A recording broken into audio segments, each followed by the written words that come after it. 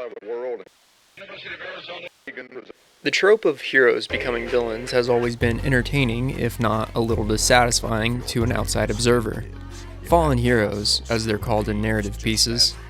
A fallen hero is someone who throws away their perfect lives that they've worked so hard for on something petty like revenge or greed, and in itself is just irritating, losing little pieces of what made them great along their supposed hero's journey. On the other end, the switch of character I find more emotionally compelling is the antithesis of this. A dastardly villain, a low-down no-good varmint, a scoundrel, finally gaining some redeeming qualities. A villain to hero. Now I could watch these types all day. If anything, they're much more likable than just the basic good guy gaining strength on the hero's journey, or maintaining morals and values that were already established from a solid foundational upbringing. Is that fair? Well, no, and I can't explain it. 3 detergent plus fabric softener. What is better, to be born good or to overcome your evil nature through great effort? Someone overcoming their evil impulses or desires just makes me like them more. If you want to hear about hero to villains, well, have no fear. I already made a video about that right here. So you've got options, and you can sit right there and enjoy, or go watch that one, and then come back. Pretty please.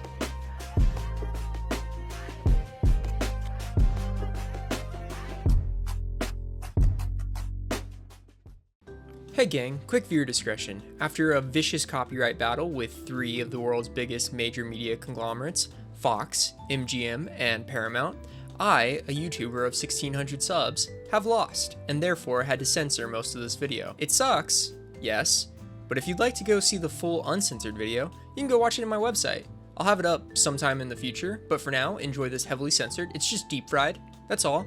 No crazy censorship, but yes, if you enjoy this video, please leave a like and subscribe, and maybe one day I too can challenge MGM, Paramount, and Fox. Probably not, but maybe. Alright, please enjoy. Terminator Terminator dos Dia del Juicio Final. We start our grand analysis by dipping our toes into Hollywood. Back in 1984, the world was given a glimpse of a possible future, and that possible future was Skynet. It's 2029, and humanity is locked in a battle for extinction against the machines. But the battle for the survival of mankind wouldn't be held in the future, but here, tonight. October 26, 1984. More specifically, but nevertheless, this is The Terminator. Set in what would have been modern-day LA, we see a back alley begin to come to life with lightning. When the sudden burst of energy ceases, a man, or what we think is a man, is superhero posed from where the disturbance originated. He makes his way into the slums of LA, running into a trope of mid-80s punks who don some silly-ass face paint and outfits. The nameless man calmly and politely requests the clothing from one of them, to which the thugs humbly oblige. During this interaction, our nameless man is shown by one of the ruffians their 6 switchblades from inside his torso. We're far enough into the video that I can just say he straight up murders these 3 guys. After obtaining the clothes, we return to what I imagine is another, but different alley. A man drops in. This man is Reese, Kyle Reese. Also, I should mention, both men are naked, which will be relevant in the later story. Reese, in the same alleyway, approaches the homeless man and says, "Cool pants." During this exchange of pants, an officer of the law discovers Reese and wants to ask where he got those sick pants. Reese, gatekeeping his sick drip, begins a foot pursuit that takes him into a department store where he borrows an officer's gun and grabs a most tasteful duster jacket along with some of the latest and greatest Nike high tops, but not Jordans. That really hasn't happened yet. Jordan! Something notable that happens here is when he's borrowing the officer's gun, he asks what's the date. The officer tells him May whatever. Reese says, "God damn it, man, what's the year?" A totally normal question for someone who's maintained sanity, is it not? Reese escapes and steals a shotgun from a nearby police car and locates a phone booth. As I seem to have a younger audience, I should explain. A phone booth is where you could pay a set amount of quarters to make a call. These were typically used to make phone calls to landlines while on the move or out and about in your day. You could also call in bomb threats, as there wasn't CCTV and they were widely available to the public, making the user nearly untraceable. Crazy how times have changed. In these phone booths, however, were phone books, or yellow pages. where you could find nearly everyone's names, numbers, and scary enough, addresses. How about that, huh? Reese locates the name Sarah Connor and tears out the page. On a sunny Los Angeles road, a woman rides to work on a moped. Arriving late, she apologizes and has to deal with California's best. Cutting back to our unnamed man, he borrows a car and heads to a gun store, where he picks up several weapons, including automatic firing ones, as those weren't illegal for the public to own until 1986. And as you know, it's 1984, modern day. While speaking to the gun shop owner, he names several various weapons like Uzis, 45 long slides, auto-loading 12 gauge, but uniquely, the man asked for a phased plasma rifle in the 40-watt range, and in case you're not a gun person, that doesn't exist. Yet. He tells the gun shop owner he'll take them all, and the shop owner says that he may close up early today. The unnamed man loads a shotgun shell into the 12 gauge while the owner is grabbing the paperwork, saying that there's a 15-day waiting period on handguns, but he can take the rifles now. The owner notices the man loading the shell and says he can't do that, but the nameless man says wrong and shoots him dead. Reese, in an alley, is cutting the stock off his newly obtained shotgun. The two men are apparently preparing for war. Back to the nameless man, we see him locate a phone booth and rip the same page with Sarah Connor's name. The nameless man is then seen parking outside a house where he knocks on the front door. When answered, he asks if the woman is Sarah Connor. When the woman inside replies yes, he brutally executes her. Back at the diner where the moped woman was working, a coworker tells her to come here, as there's something on the news about her. Kind of. On the news, we're presented with the picture of the same woman who was killed, and learn that this woman's name is also Sarah Connor. Sarah's coworker quips that, "You're dead, honey." Reese, sitting in a car outside a construction zone, begins to fall asleep. As a dream sequence, get a glimpse of Reese in the future fighting the machines in a war. The ground is littered with skulls, and there are giant mechanized battle bots currently engaged in lasering the soldiers. Reese takes out one of the machines, but not before witnessing a soldier getting blown up into a million pieces, with what we can presume is a phase rifle in the 40-watt range. Sarah, presumably back at her apartment, is getting ready with her roommate Ginger, listening to prime 80s synth pop. She gets a rather erotic phone call meant for Ginger, but lets it go on for entirely too long. It's Ginger's boyfriend. At an LA police station, the cops get the case of Sarah Connor, the woman killed by the nameless man. Going over the case, we learn she was shot 7 times from a distance less than 10 feet. While going over the case, a cop hands the chief another case of a woman shot multiple times from a short distance, but the kicker, her name was Sarah Connor as well. The chief responds the media is going to have a field day with this, the same day named killer. At Sarah's apartment, she's getting ready, but gets a call on her answering machine. A man named Dan is calling to let her know that something came up and he's canceling their date for tonight. Ginger says, "What a loser," but Sarah says, "What can you do?" and also says she's going out to see a movie where she's caught off guard by Matt, Ginger's boyfriend, who made the erotic phone call. The media storms the police chief, who's actually a lieutenant, but who cares, asking if they know that the 2 killings are in the same order as their listings in the phone book. The lieutenant asks his lackey if he tried calling Sarah, our Sarah by the way, to which he did, but only got the answering machine. And the building manager, who they also tried to call, isn't there. The lieutenant pours himself a cup of coffee. The lackey says it's 2 hours old, and the police chief says, "Who cares?" Lackey adds that he also put a cigarette out in it too. The lieutenant says he can imagine what the media is going to say about this. He can already hear it, the phone book killer, but is going to give a statement as if he can get on the tube by 11, maybe she'll, Sarah, will call them. The tube is TV, by the way. It's a dated term for TV. Because of cathode tubes. Because it's a vacuum-sealed tube. Next, the lieutenant asks his lackey how he looks, but I'll just play the scene because it's pretty funny. Maybe we make these jackals work for us for a change. If I can get on the tube by 11 o'clock, maybe she'll call us. Well, how do I look? Like shit, boss. Yo, mama.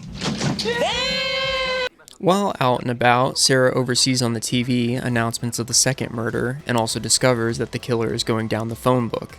Most shockingly, however, her name and address are next.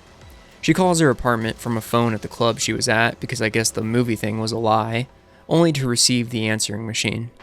Sarah frantically tries to tell Ginger to pick up, but it's too late. The unnamed killer is already there. Kicking in the door, Dan, the boyfriend, tries to defend them, but is brutally executed. However, Sarah, while leaving the voicemail while the killer is in the apartment, inadvertently gives away her location. proving to the killer that he didn't actually kill Sarah, but her roommate Ginger. Sarah calls the police and says she doesn't want to leave at the club as she thinks the killer is targeting her next. The police lieutenant, already knowing this, tells her not to go anywhere and he'll have a squad car pick her up.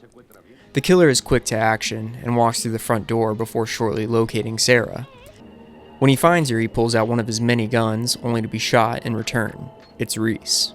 The club breaks out into a brutal gunfight with civilians getting caught in the mix. Reese manages to dodge the shots, but the unnamed killer is struck several times to no effect. Sarah and Reese make a fast break for it, escaping the club and hitting the squad car that was presumably going to pick her up. The killer jacks the car, and this is where we get the truth of the matter. In a high-speed chase, Reese reveals that that person is not a human at all, but a robot, and more specifically, a cyborg. A machine that's coated in biological components almost imperceptible to most as anything other than human. Model T-800, the Terminator. Reese explains that the early models were easy to spot with rubber skin, but have only become more human as time has gone on. They sweat, bleed, and look as though they breathe.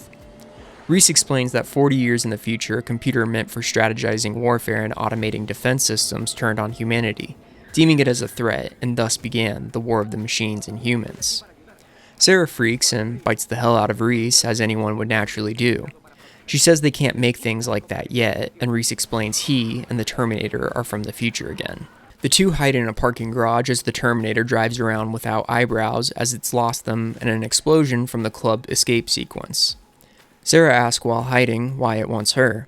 Reese says there's a nuclear war and everything is destroyed, but there were survivors. The Defense Network started this nuclear war and the computers got smart, a new order of intelligence, and saw all people as threat, not just the ones on the other side. Sarah asks Reese if he saw this war, but he says no, he grew up in the aftermath, in the ruins. Reese grew up hungry and scared, being hunted by HKs, hunter-killers, automated robots made for killing the survivors, the giant ones he dreamed about and that we saw earlier. Humanity was rounded up into camps for easy extermination, but one day, on the brink of extinction, someone taught the survivors how to fight, how to resist, and that person is Connor. John Connor, Sarah's unborn son. Reese shows Sarah his barcode tattoo, an homage to Nazi death camps and the number tattoos given to Jewish prisoners. Before we can get more information, Reese and Sarah are spotted by the Terminator, and the chase is back on.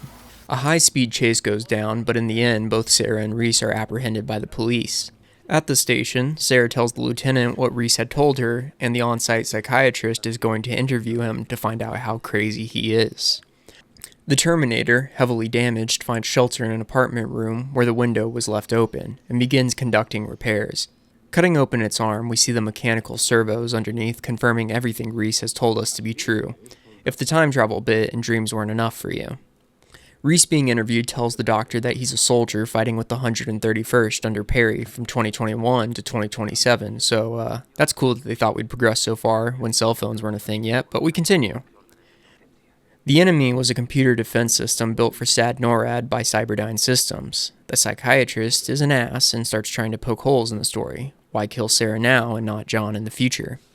Reese says that John had essentially won the war. They just destroyed the defense grid, so killing John would make no difference. As the humans recaptured a lab, the Terminator jumped through the time displacement device, the time machine. Reese followed after, volunteering, telling the psychiatrist that it was a one-way ticket. No one comes through, and no one goes back. It was just himself and the Terminator. We cut to the lieutenant, the lackey, Sarah, and the psychiatrist reviewing the tape, with Reese answering why he didn't bring more advanced gear. Reese says you must go naked, that it has something to do with the field generated by living beings, but the cyborg is here. Reese responds that it's metal surrounded by living tissue. The psychiatrist asks why the other Sarah Connors, and Reese says most files and information were destroyed. The Terminator was just being systematic. The tape is paused after Reese devolves into anger and Sarah asks the shrink if he's crazy. The shrink says psychotic delusions are often complicated, but Reese is immense, as it requires no proof of evidence to be maintained. The lieutenant says that's enough and tells Sarah to go to the couch in the other room to try to get some rest. At the front office of the police station, somehow, throughout this entire ordeal, no one managed to gather a witness statement of the Terminator's physical description because he walks right in and asks to speak with Sarah Connor. The front desk cop says he can't, and she's giving a statement. The Terminator says, "I'll be back." and drives a car through the front office and begins his assault on the police station. Sarah and Reese escape while the Terminator kills like 30 cops. Sarah and Reese then find an overpass to camp under for the night where Sarah has a bad dream. A flash forward occurs where human survivors are living in slums. A group enters and dogs start barking, an alert for the presence of a Terminator. The Terminator begins shooting up the slums and its inhabitants. Sarah wakes up from the bad dream underneath the overpass where her and Reese camped for the night. They begin to move out, looking for some respite from the Terminator that's now here and after them. Locating a nearby motel, they finally get a brief chance to get out of the elements. Back at Sarah's apartment, the Terminator has located her address book. Another time for explanation, back in the day you couldn't save people's numbers to your phone or type an address to Google Maps, so you wrote it down, all in one place, and well, hey, that's what this book is. The Terminator locates the address of a cabin getaway used by Sarah's mother. Back at the motel, Reese tells Sarah he needs to run out and grab some supplies, leaving the motel briefly. While away, Sarah calls her mom, and her mom asks if she's okay after seeing everything on the news. Sarah says it's complicated, but nevertheless, she's okay right now. Sarah's mother asks where she's at, and Sarah says she can't really say. Sarah's mom says, "Come on, I'm worried." To which Sarah finally gives the location of the hotel off some highway. They say their goodbyes, but when she hangs up, on the other end we see it was actually the Terminator using the sci-fi tech to emulate her mother's voice. And Sarah's mom in reality has been killed. Reese returns to the hotel and Sarah jokingly asks what's for dinner after seeing mothballs, ammonia, and other reactive supplies. Reese says plastique, it's similar to nitroglycerin, but more stable and explosive. A long exchange occurs where Reese explains that he's known about Sarah Connor for a long time, and John, her son-to-be, was a great leader. This all leads up to Reese confessing his love for Sarah, where they make love. After the love-making scene, the Terminator arrives. Reese and Sarah escape the room in a truck while the Terminator pursues them on motorcycle. Reese is shot, but continually throws out pipe bombs made out of the plastique. Eventually the motorcycle and the escape truck are disabled, and the two begin making their way to safety once again. The Terminator steals a tanker truck and begins trying to run down Sarah. Reese manages to insert one of the pipe bombs into the tailpipe of the tank truck, causing it to explode. The Terminator survives this though and is rendered down to its metal skeleton. In pursuit, Sarah and Reese make their way into a factory owned ironically by the same company who will manufacture the bodies of the machine threat in the future. Big chase scene, and eventually Reese lodges the final pipe bomb into the ribcage of the Terminator, blowing it up to pieces at the cost of his own life. The pipe bomb only destroyed half the Terminator though, and the upper torso chases after Sarah. Sarah is heavily injured, catching a piece of shrapnel in her leg from the previous explosion. Eventually she leads the top half of the Terminator into a hydraulic press and activates the machine, ending the madness. She's rescued, and Sarah Connor has survived the Terminator. Months later, Sarah is visibly pregnant, presumably with John from her one-night stand with Reese. A boy at a gas station takes a Polaroid of her, the same one John gives Reese in the future. Gas station owner says there's a storm coming, and Sarah says she knows. The end. This is one half through our first example, so stay buckled up. It's a little bit of a longer one, but worth it. So yeah, just sit right there. I want to tell you a story about how I became the king of Bel Air. In West Philadelphia, born and raised. 11 years from where we left off, John Connor has been born and, as previously established, is the key to saving humanity from an extinction-level event where machines gain sentience. But currently it's 1995, still in LA, and John's a shithead teenager who rides around on a dirt bike with a young Danny Cooksey from Different Strokes. We open the scene with John fixing said dirt bike in the garage, however his mom says that he needs to clean his room. His parents, as you'll notice, are not Sarah Connor. We learn quickly that Sarah has been institutionalized after trying to blow up a Cyberdyne plant where the machines would be made, hence why John is with his foster parents.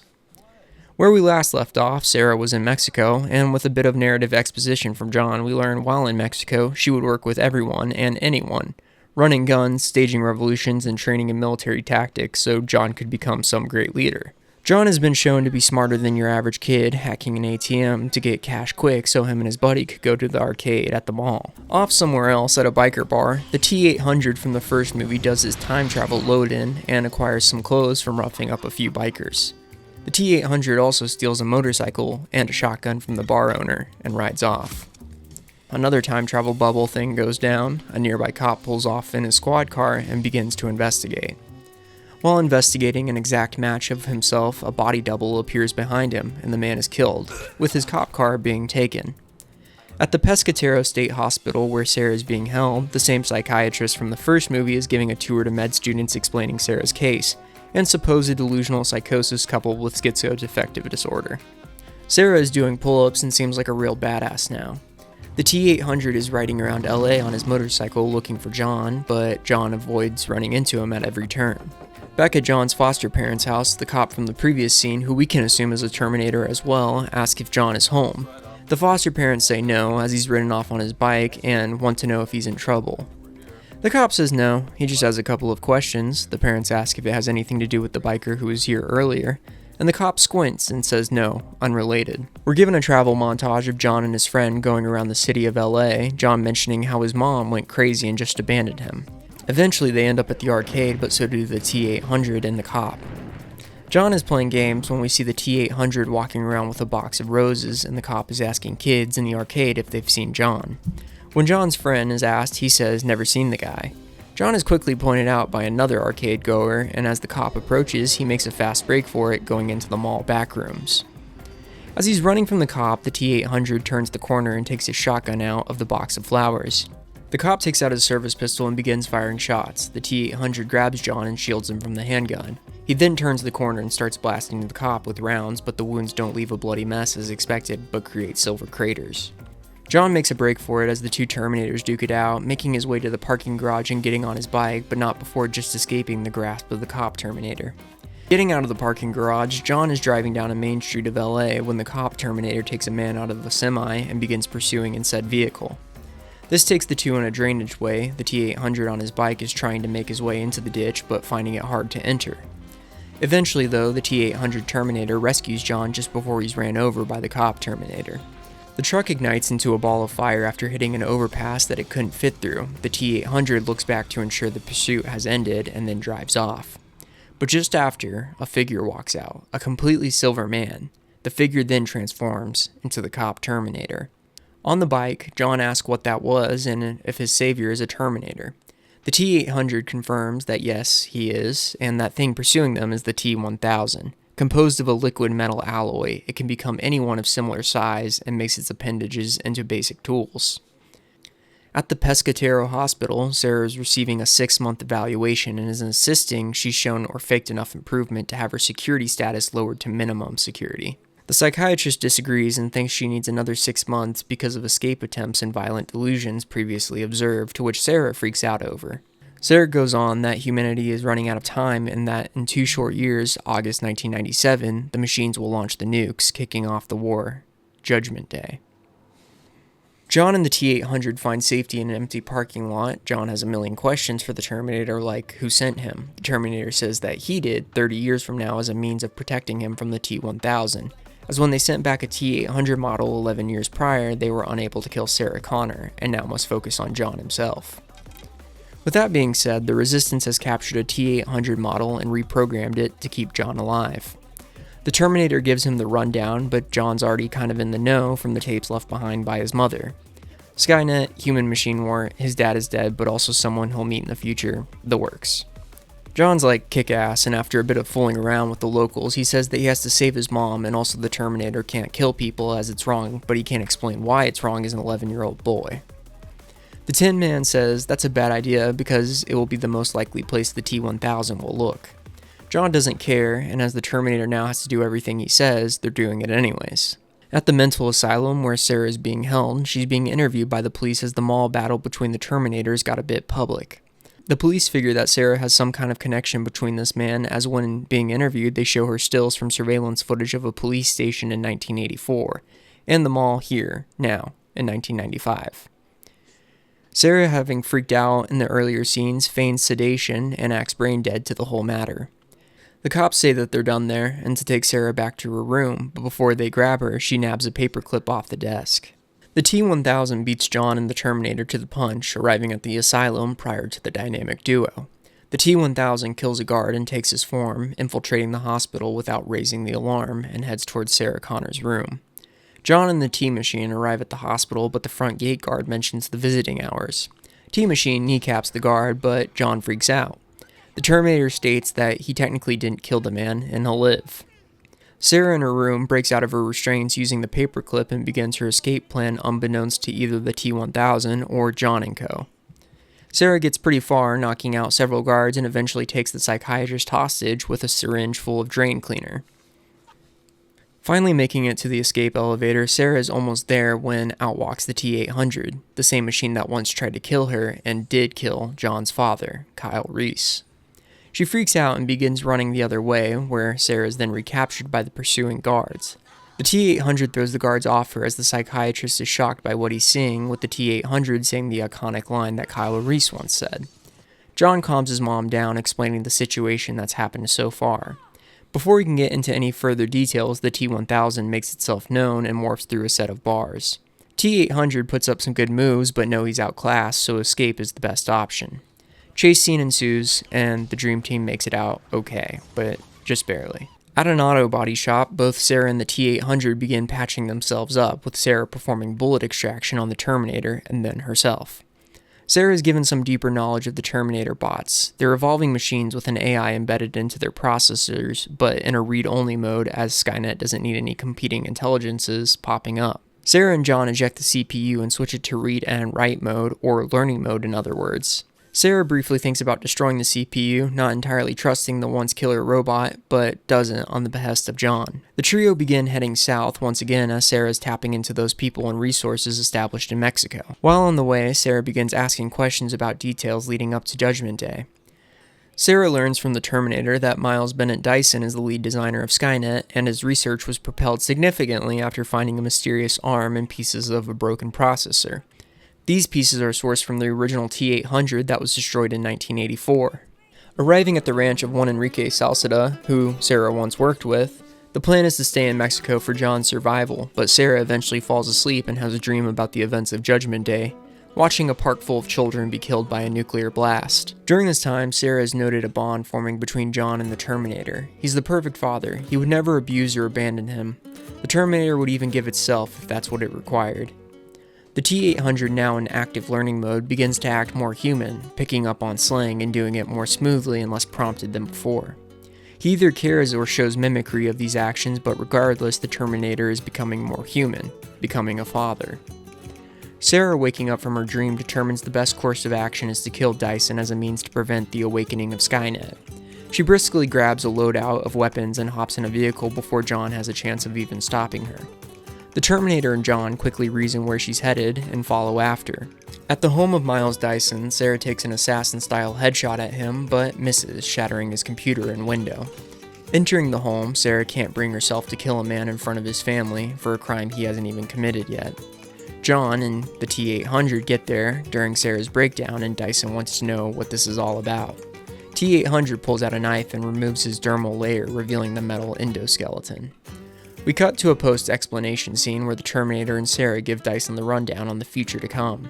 Dyson is in shock of the resulting future his life's research leads to. He says he'll quit tomorrow, but T-800 says his research has already progressed too far. Sarah says that they have to destroy everything then, the research and the materials left behind from the '84 Terminator. Dyson agrees to help. The team of John, Sarah, Dyson, and the Terminator all break into Cyberdyne Systems, taking out a security guard in the process. Making their way to the research floor, they nearly obtain all the data and materials before they can. Another security guard comes across the tied-up initial security guard and locks down all of Cyberdyne. The police and, more importantly, the SWAT team show up to apprehend our doomsday stoppers. T-800 says he's got this and takes the minigun acquired at the Mexico ranch out front to party. Despite the Terminator's best efforts, the SWAT team does breach the building, mortally wounding Dyson. He says he'll stay behind to trigger the explosives the team has placed. T-1000 enters the scene. The team make an escape, initially in a SWAT van, but it's eventually destroyed when a helicopter crashes into it. The team then jack a pickup truck. The T-1000 grabs a tanker truck to pursue. The Terminator, John, and Sarah get intercepted in their attempt to escape, with the T-1000 crashing his tanker truck into the entrance of a steel mill, and the getaway pickup truck is left immobile. Making their way into the steel mill, the T-1000 becomes frozen after damaging a pipe full of liquid nitrogen, with the T-800 taking advantage of these fortunate events by shattering it with a gunshot. This isn't the end, as a nearby spill of molten steel begins to thaw out the T-1000, who quickly reassembles. The pursuit is back on. Terminator Dad tells Sarah and John to keep going, and he'll fight the T-1000. This goes about as well as you'd expect. In the T-800 model, it becomes pinned in between two giant gears as the T-1000 resumes its hunt for the savior of mankind. Sarah and John split up, and the T-1000 eventually catches Sarah, who he tells to scream for John, so he comes looking, which will allow the T-1000 to finish the job. She refuses, but before she can be killed, the T-800 reappears, saving Sarah by swinging on the T-1000 with a metal rod. The T-1000 then impales the T-800 through a wall spike, disabling the metal protector. With that, we focus back on John, who he hears Sarah calling for him, but then shortly after he encounters her, another Sarah shows up with a shotgun, shooting the false Sarah. The false Sarah, being the T-1000, is continually knocked back by Sarah's shotgun blast till the very edge of a large molten pool of steel. Several levels lower, but to no luck. She was just one short. The T-800 reactivates using some auxiliary power and comes to their rescue, shooting the T-1000 with a grenade launcher, causing it to fall into the pool of molten steel, destroying it. They watch as the T-1000 melts, screaming out of either failure or frustration and even possibly pain. John asks his robo-dad if he throws the ARM and processor into the pit, will it melt? The Terminator says yes, so John does so. Once John throws the remnants of the 84 Terminator into the pit, Machine Dad says that he also must be destroyed. He informs the pair of humans his programming will permit self-termination and gives Sarah the switch to lower a platform he's standing on down into the lava. John gives his Machine Dad a hug and begins to weep, and Sarah shakes the hand of the very thing that once tried to kill her. The T-800 is lowered into the lava, but gives a thumbs up while doing so. John cries, as he's just lost the only thing he's known as a father. Sarah closes out by saying something about preventing Judgment Day and your fate is what you make it, the end. This time for real. So in case you weren't able to tell, the Terminator, T-800, or Robot Dad as I've come to know him as, is our villain to hero. In the first movie, the Terminator is cold, calculating, and unrelenting, set on a single mission to ensure machine dominance and wipe out the only man who's ever stood in their way before he's even born. Despite being what looked like a man who sweat, bled, and stank like us, he was a time-traveling killer robot. Ultimately, Sarah Connor and Kyle Reese defeat the Metal Menace, but as a result, Kyle is killed and the savior of the world has to grow up without a father. In the first movie, he's a killer robot. In the second movie, he's your autistic dad. I omitted a lot of the heartfelt details of Terminator 2, Judgment Day, but in short, the Terminator and John grow a bond that closely resembles that of a father and son. John teaches the Terminator to be more human by saying "Hasta la vista, baby," and to value human life. The Terminator by the end of Judgment Day seems to be more human himself, showing sympathy towards John for his self-sacrifice and the effect he knows it'll have on him, knowing that a bond is formed between the two on their adventure. He even goes so far to save Sarah from the T-1000 in the last moments, even though that wouldn't be required to save John. The Terminator teaches John as well how Terminators think and behave, preparing him for the war to come. Though he is a robot, one who has simply been reprogrammed, all he was reprogrammed to do was value John's life, and his opinion, but that's not honestly too far from a real dad. Real human fathers are different, sure, you don't have to explicitly teach them not to kill people, they already come with that feature, but they in turn are programmed in a sense to protect their children, and everything else falls into place. From cold-blooded killer to caring father, the transition is startling but still conceivable and compelling even if you watch the movies back to back, which I totally did. I actually watched all the movies, all 6 Terminator movies from Terminator 1 to Terminator Dark Fate, but I choose to believe the series ended at 2. By the end of Judgment Day, the Terminator even thinks to suggest termination of himself, despite his only programming saying to protect John, to protect his son. He can protect John and still exist, but in this way it ensures that it's an absolute protection of his metaphorical kid. The humans of the future didn't even think to rewrite this programming to allow for self-termination. The Terminator bothers to learn human mannerisms of the 90s despite it having no effect on the overall mission, and only really uses the slang and knowledge acquired around John to show that he's learning, and that he cares enough to try and understand the things that John is bothering to teach him. In the final scene, the Terminator gives John a hug, ensuring he receives emotional closure. But maybe, just maybe, the hug wasn't entirely for John alone. It's a heartwarming tale and arguably shows a possible future of man and machine learning and growing together. Futurama. Next on the roster, we take a look at a TV show rather than a movie, cause holy shit, that was long. Have you ever heard of Futurama? Sure you have. But if you haven't, it's a show about Philip J. Fry, a pizza delivery boy of 1999 who on New Year's Eve falls into a cryopod as the hand strikes midnight, and is frozen, preserving his body and mind for 1,000 years. Fry wakes up in the year 3000 where he has one living relative, his several times great nephew, the Professor. Now living in the future, Fry finds a new job as a delivery boy for Planet Express. We won't be focusing on this series as a whole, as if you're into adult animation at all, how about you crawl out from that rock and go watch it? Today we'll focus on one episode in particular. Season 3, Episode 10, Luck of the Fryrish. We open in the past, or what would have been roughly modern day for when this aired. The scene sets an establishing shot at the Brooklyn Pre-Med Junior Hospital. Our protagonist, Fry, is being born. Fry's mom is more excited about the Mets winning a game, but Fry's dad asks her what they should name him. Fry's mom tells him to pick as she picked dinner last night. Fry's dad says we should name him Philip, after one of those screwdrivers. In a different room, Fry is in those half Tupperware containers they put babies in, and in the room is Fry's brother, Yancey. Fry's dad introduces the two, and Yancey says he wants to be named Philip. Fry's dad, who we learn is also named Yancey, explains that his son's name is what it is, just like him and his father before him, all Yanceys. Fry's dad hangs a mobile of stars in a spaceship, but Yancey, Fry's brother, quickly grabs one of the pieces, claiming that the spaceship is his before throwing it out the window. Baby Fry begins to cry. We cut back to the year 3000. Fry and the gang of colorful characters you'd become accustomed to are at a horse track. Everyone's doing so-so in betting, but Fry in particular is having a bad day placing bets. He eventually is reduced to his last dollar that he proclaims the world will not take from him. This is before a gust of wind blows it out of his hand and onto a telephone wire, where he is shocked by the wire and then subsequently struck by lightning, falling into a garbage bale outside the snack stand. The snack stand worker comes out with a bucket of grease and says this guy, Fry, must be the most unlucky person in the world. We cut to the past once again. Fry and Yancey are playing basketball and are around 9 and 14, if I had to guess. Fry has possession of the ball and calls out his signature move, the space hook. This is a reference to Kareem Abdul-Jabbar's sky hook. Fry completely tanks the shot, and on the rebound, Yancey then calls out the very same signature move of the space hook and sinks the shot.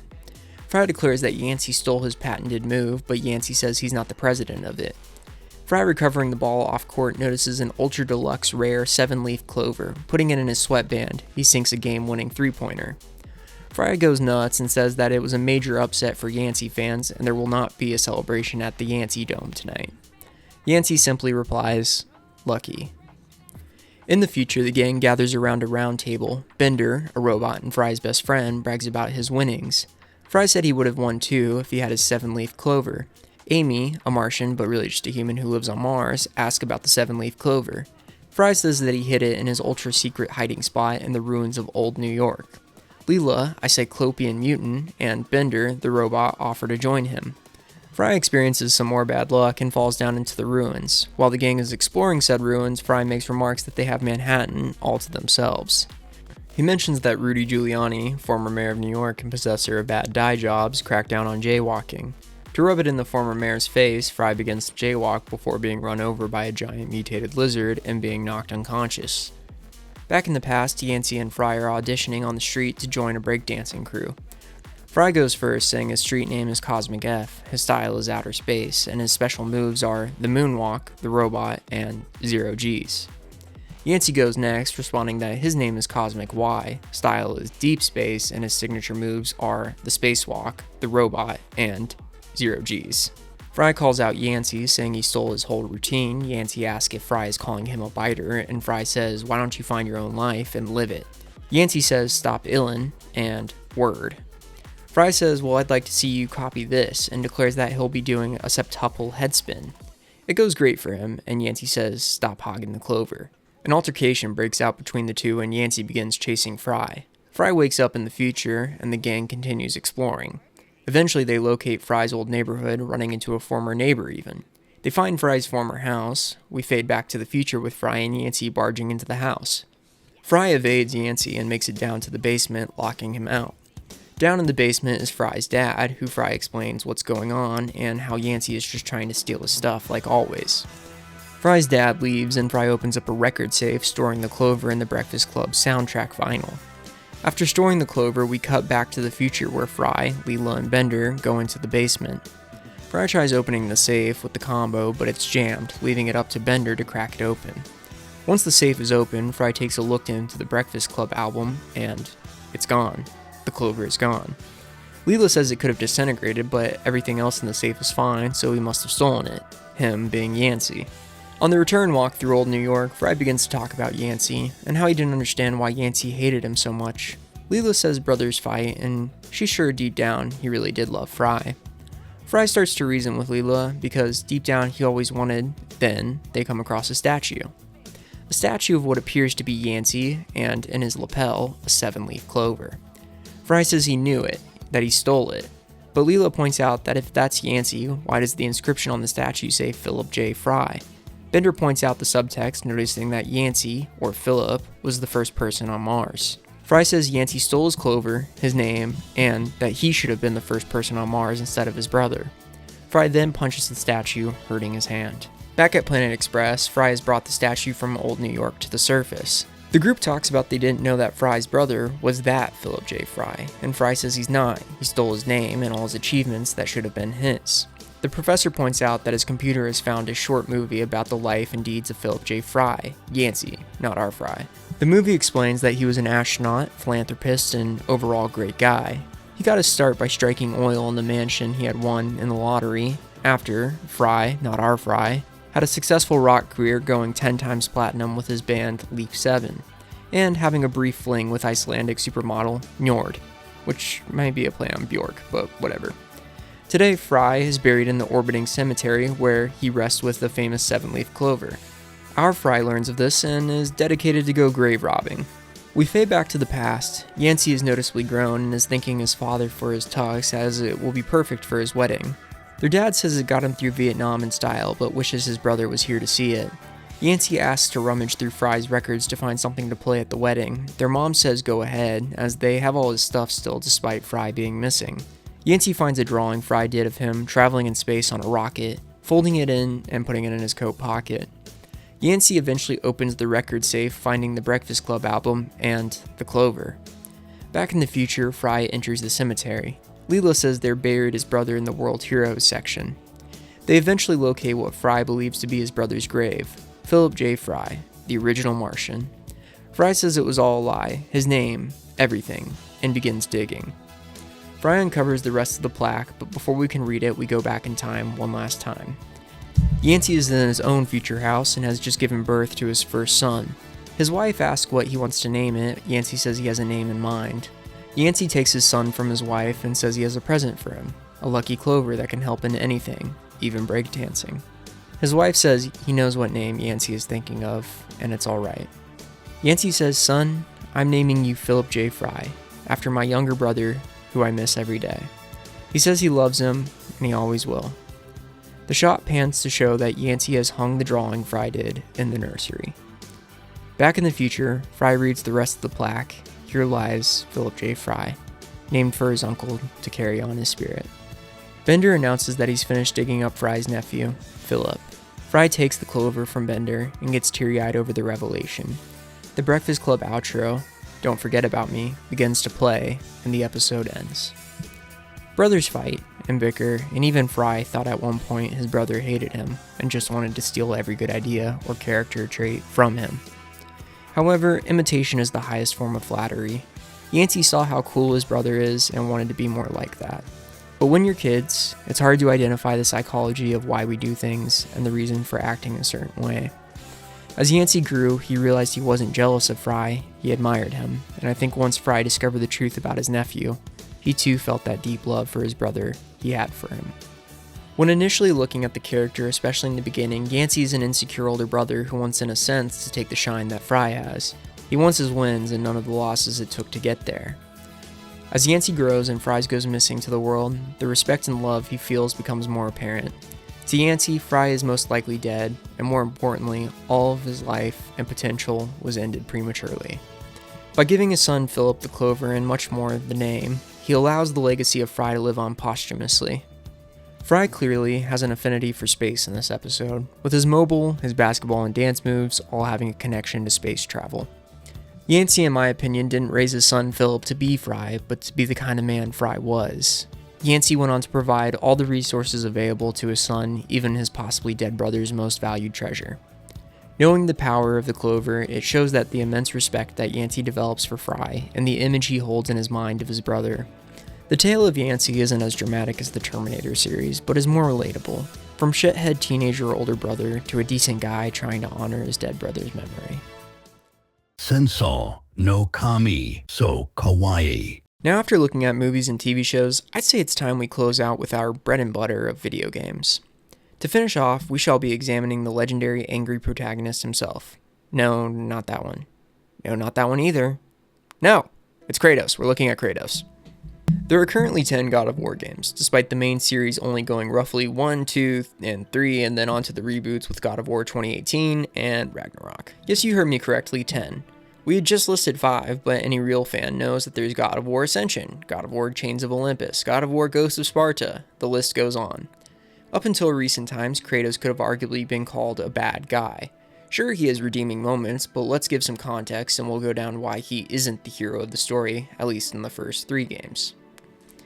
Kratos originally started out as a Spartan captain who was consumed by rage and makes a deal with Ares, Greek god of war, in a time of desperation for power and boons, like the sick chain blades he's known for.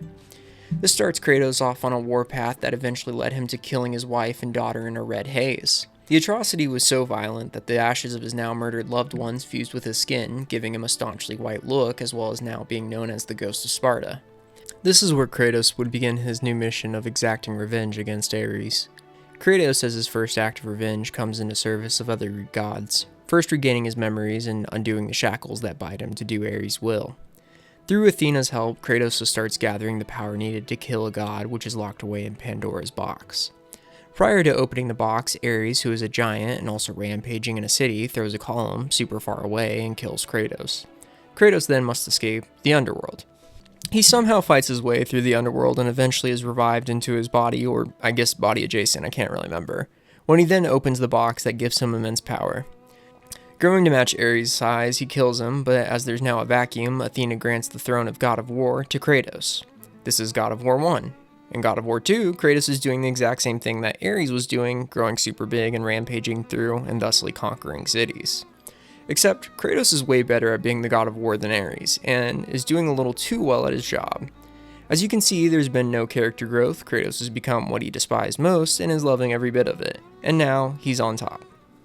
His motivation for doing all this, other than destroying cities, is that Athena promised Kratos that she would rid him of the constant nightmares he faces from killing his wife and daughter. This could all be avoided if Kratos simply accepted the sins of his past instead of looking for an easy way out. The gods see that Kratos is affecting the natural balance of the world and making war too much of a focus piece, so Athena brings the Colossus of Rhodes to life in an attempt to defeat Kratos. Zeus tricking Kratos gives him the Blade of Olympus, where Kratos dumps all of his godly power into the blade to defeat the statue. With Kratos now weakened, Zeus uses this opportunity to kill Kratos, sending him back to the underworld.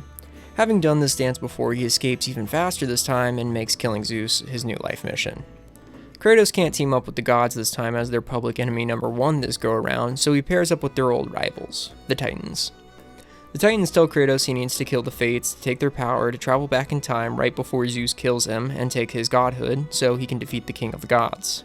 Kratos does all this in an epic showdown. Right before Kratos can kill Zeus, Athena sacrifices herself, saying that if Kratos kills Zeus, it will be the end of the world, as Zeus is Olympus, and his presence maintains order in the mortal realm. Before dying, she also reveals that Zeus is actually his father, and that's why he's a few ticks above your average person, making him a demigod. His original plan no longer going to work leads him to travel further back in time or some shit, and get the majority of the Titans to start heading towards Mount Olympus to kill the gods. This is the end of God of War 2. Ba-da-ba. God of War 3 is literally just God Killer the video game, with the tutorial resulting in the death of Poseidon. With no god of the sea to maintain order, the world experiences flood and catastrophic weather, killing thousands off the bat. Kratos learns that he must once again open Pandora's box, which has been seized by the gods since the age of Ares and now burns with the flames of Olympus. Flames that can only be dimmed by Pandora herself, who apparently is still alive. Kratos goes on a killing spree, killing famous Greek figures like Helios, Hephaestus, Hades, and much more, like 17 to be exact. Eventually, Kratos finds Pandora, who Zeus was keeping prisoner, who sacrifices herself to dim the flames of Olympus, but when Kratos opens the box instead of giant powers like last time, he finds that it's empty. An apparition of Athena tells Kratos that when he first opened the box, yes, he got powers, but he also released all the evils of the world, corrupting the gods and instilling Zeus with paranoia that leads to this very moment. However, this instills Kratos with the power of hope or some shit. Kratos kills Zeus anyways, and the world is ruined, just completely ruined. The ghost of Athena tells him it's not too late if he returns the power to her, but instead Kratos stabs himself with the blade of Olympus. This releases his new power, hope, to the survivors of Greece to hopefully rebuild one day. The world is ruined and Kratos is dead, I guess. Except if you've read the novelization of the games, because who the fuck would do that? It explains that a part of Kratos' curse prevents him from taking his own life, and it's not like death really had much of an impact on him anyway, as we've seen him crawl out of hell like twice. This is a very brief summarization of the God of War trilogy. Do I recommend you play them? Sure, why not? If you like hack and slash games, go play them. If you're not, I don't know, fucking 14, then I guess they're fine. They're fine, I guess. In these games, Kratos is a psychopath out for revenge, not really caring who he hurts or kills for that matter. Sure, there are moments of redemption, but these moments are strictly related to Kratos' own history or sense of catharsis he can gain from them for his past deeds. He sees how killing gods is affecting the world, but cares little as he's made it his goal in life to rid the world of them. Kratos, despite challenging the status quo and holding a one-man revolution, is a bad guy. The gods being demonstrated as primal forces is like a man deciding to kill the sun and sky because his wife got skin cancer or his daughter, I don't know, got sucked into space. Sure, they're personified, but that doesn't help either. Kratos was an invader who prayed to his local dark god, and when that dark god does what gods do, he gets mad. He could have died his destined death, and the world would have maintained its natural order, but that's not what makes him cool. So yes, Kratos is a villain, but let's keep going, as he does eventually become more of a hero. Just another dad, but more of a hero. We jump ahead 8 years in the real world from 2010 to 2018. Sony releases a continuation of the franchise. This is quite startling for most fans, as we saw how things ended up in the last game, so where is there to go? Well, the answer is Norse mythology. Centuries have passed and Kratos lives in Midgard with what we determine is his son Atreus. The first task the player must do as Kratos is to cremate Faye, Atreus' mother and Kratos' second wife. Her final request is that they scatter her remains on the highest peak in all of the 9 realms. Atreus is young and naive, and he's a young boy roughly 11 or 12, and Kratos is shown to struggle with being a father, a single father no less. Kratos is calmer, but he still has bursts of anger that come out and frustration for his son that clearly isn't just Atreus' doing. After returning home from the funeral pyre, a stranger appears at their cabin. The stranger makes some remarks as to how the Greek pantheon is supposed to be smarter, stronger, and better than them. Things escalate and the stranger gets some licks in on Kratos, but despite what we know about our raging Spartan, he stays calm. For a time. The two engage in combat with Kratos breaking the stranger's neck and tossing him over a cliff. Once the fight concludes, Kratos reasons with the stranger's visit it's too dangerous to leave Atreus at the house while he scatters the ashes and reluctantly takes him with. On their journey, the father-son duo run into a colorful cast of friends and enemies alike. 2 dwarf brothers, Brock and Sindri, who actually made Kratos' axe as his blades of exile, or Chaos or Athena, whatever the fuck they are notably missing with bindings covering his chain scars. Atreus shoots a boar in the forest with his bow and arrow, and the boar is saved by an unnamed witch. Eventually, after clearing a deadly black mist placed by Odin, the two meet Mimir, who is being interrogated by Thor's sons, Magni and Modi, along with the stranger who Kratos supposedly killed. They leave, and the duo talk to Mimir in his tree prison, where he reveals the stranger is actually Baldur, son of Odin. Odin is king of Asgard and the equivalent of Zeus in this world. I'm sure you've seen Thor, Marvel's Thor.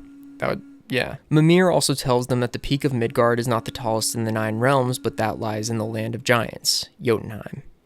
Odin has sealed the gate to Jotunheim as he hates most things, but especially giants. Mimir tells Kratos to cut his head off and have it revived by Freya, the Witch of the Woods previously encountered when Atreus shot a boar, and also is the former wife of Odin. At the witch's house, Freya and Mimir instruct Kratos that he needs to tell Atreus that he is a god, otherwise there will be grave consequences. With Mimir revived, he tells the two that the gate to Jotunheim can be reopened, but it will take a few things to do so. During the hunt for the stuff, Magni and Modi, Thor's sons, and Baldur's henchmen and nephews attack the now trio of father, son, and Mimir. Magni is killed, but Modi escapes. Atreus then collapses as the mentality of being mortal, but in fact being a god, has made him rather ill. Kratos takes him to Freya, who says she can save him, but needs a troll heart from Helheim, the underworld of this realm. She also informs him that his ice-based Leviathan axe will be of no use there as it's very cold.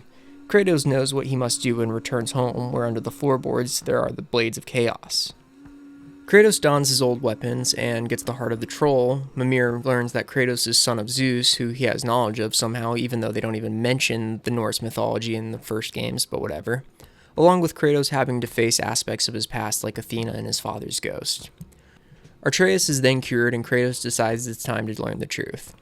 This knowledge heavily impacts Atreus, to which he begins to act more arrogantly and without regard for the life of mortals, even mouthing off to the dwarf brothers or whatever. Re-encountering Modi, Atreus kills him even after having surrendered, to which Kratos tells him there are consequences to killing a god, and Atreus asks, how does he know? At this point, they have all the supplies that they need to open the portal at the peak of Midgard where they met Mimir, but Baldur attacks, destroying the gate. Baldur also sends the two back to Helheim. Kratos steps up and has a one-on-one with his son, telling him the responsibility of gods. They escape Helheim, where they learn Baldur is actually Freya's son, and she placed a spell on him that protects him from all physical and magical harm, making him essentially immortal. But this spell also robs any pleasure of being alive. Mimir speaks up, not understanding why he wouldn't know this, but we learn that when Freya brought him back, she placed a charm on him. This includes also charming him not to reveal the weakness of the spell, mistletoe. Returning to Midgard from Helheim, Mimir remembers that despite the portal being destroyed on the peak of Midgard, there's still a way to Jotunheim, but he needs his other eye, which is in the belly of Jormungandr, who ate a Thor statue that possessed the eye. The team get the eye back and is attacked by Baldur again, and then somewhere along the way, Atreus got the mistletoe. Epic showdown ensues where Baldur tries to kill Kratos and take Atreus for some reason. Freya is also involved on the side of Baldur, but Baldur hates Freya, and the battle ultimately climaxes with Baldur strangling Freya. But Kratos intervenes as Atreus shoots a mistletoe arrow, breaking the spell as Kratos breaks his neck. Freya swears revenge and lets it slip that this is not the true ghost of Sparta and not the true Kratos. Kratos finally lays it all out for Atreus, who has questions. How when he was a younger man, an angrier man, he killed all the gods of his world, including his own father, Zeus. It was his mother, Faye, who taught him he doesn't have to be that monster anymore. Atreus understands, and Kratos finishes, telling him that they will learn from their mistakes and not repeat what he already knows to be wrong. Freya takes the body of Baldur and leaves. The gang finally open the realm of Jotunheim, where in a temple they find a mosaic depicting the journey so far, showing the giants knew this would come to pass, and also the future. The two eventually get to spread the ashes at the Valley of Dead Giants, and it's revealed that Faye was actually a giant herself. Mimir tells them that Baldur's death signifies the beginning of Fimbulwinter, and thus the start of Ragnarok, or the end of the world. The father and son return home and start preparing. Of course, this is just a general plot synopsis similar to Terminator, so I could give context as to what I'm about to say next. And there's another game out that explores the results of the 2018 expansion, but I haven't played it yet, and I'm long overdue for a video, so here we are. To be completely honest though, I started it like 2 days after writing this, and it seems solid so far. I'm in the little dwarf realm, and all the dwarves are afraid of me because they're sided with Odin. It's not important. The transformation we see Kratos go under is absolutely enormous. He goes from raging war machine and overall psychopath to a grieving father who's struggling with connecting to his son and who he's trying to hide a past from. Kratos in the new God of War is struggling. He knows how to be a good warrior, but doesn't understand how to be a good father, so he teaches Atreus what he knows, and that's fighting and war. To an extent. His guard is still up, but there are cracks in the armor now where he can let those in that he cares about and finally start to heal. He loves his son, and he's so emotionally shut in and been angry for so long he doesn't know how to show it to this boy he clearly cares about deeply. Atreus can see that his father is shouldering a burden, but with Kratos' inability to share these burdens, it's up to Atreus himself in a lot of ways to carry on his mother's burden of trying to heal his father. Kratos wants to forget his past, but Atreus shows him that his past can teach him how to be a better man and a better father. In the beginning, we can tell it was Faye connecting these two characters, acting as a medium for the father and son duo, but with her gone, a new, more intimate relationship must be formed with its own challenges. Kratos is teaching his son to be a man, and much more, a god. Kratos experienced his own shortcomings when he was both, and now wants to ensure the cycle ends here with his son, so he's overly cautious rather than the care to the wind attitude he once held in his younger days. He wants to be the god/father that he never had, and fears that maybe the cycle of violence is inevitable, especially when Atreus lashes out on him. Together, by the end of the game, they accomplish a tremendous goal and grow closer as father and son. This growth isn't exclusive to their relationship, but Kratos as well. He's lost his wife and daughter already and won't be doing it again. Together, by the end of the game, they accomplish a tremendous goal and grow closer as father and son. This growth isn't exclusive to their relationship, but Kratos as well. He's lost his wife and daughter already, and he won't be doing it again. The anger has been replaced by caution, thoughtfulness, and more importantly, a protective instinct. If you enjoyed this little look at villains becoming heroes, consider liking the video and subscribing. I play it cool most of the time, but every video takes a lot of work, and though they are fun to make, recognition is even more fun sometimes. I have similar videos on my channel exploring a litany of topics and things, so if you enjoyed this one, maybe go check out those ones too. With that said, Happy New Year. It's great to be back and start the new year off with a bang. I think this is one of my better pieces. Alrighty, keeping up the tradition. Peace out!